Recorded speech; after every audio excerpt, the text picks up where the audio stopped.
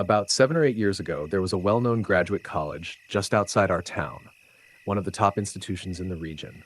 Students from distant places would come to study there and often stayed in the on campus dormitory.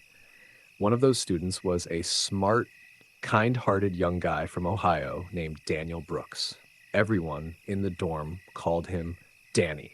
He was sharp in his studies and always had a smile for everyone. One day, Danny left for 2 weeks to attend his older brother's wedding back home. Before he left, his dorm mate said, "Danny, don't forget to come back soon." 2 weeks later, right on time, Danny returned. But something had changed. He didn't talk much anymore. He stopped eating meals with everyone and would just say, "I'll eat later." He hardly seemed interested in his books either, and when anyone tried to chat with him, he'd avoid the conversation. No one could figure out where he went all day. He only came back at night to sleep. It was strange, but no one pushed too hard. Then, about a week after he'd returned, a few of his family members showed up at the dorm. They looked heartbroken.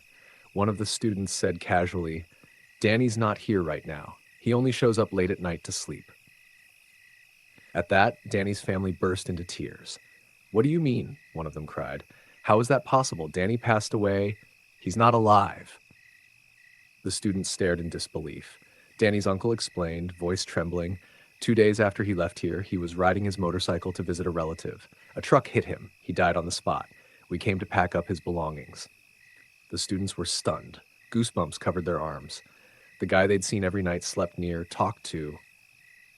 Who was that? Was it Danny's ghost? After that day, no one ever saw Danny again. But the dorm remained uneasy for months. His room stayed locked untouched, as if even the living were afraid to enter. Some say Danny was deeply attached to the dorm. Even in death, he couldn't let it go. Others say the students who unknowingly spent the night with Danny's spirit were never quite the same. Always uneasy, always looking over their shoulders. Whether this story is true or not, I can't say for sure, but it's been told and retold by people in our community for years.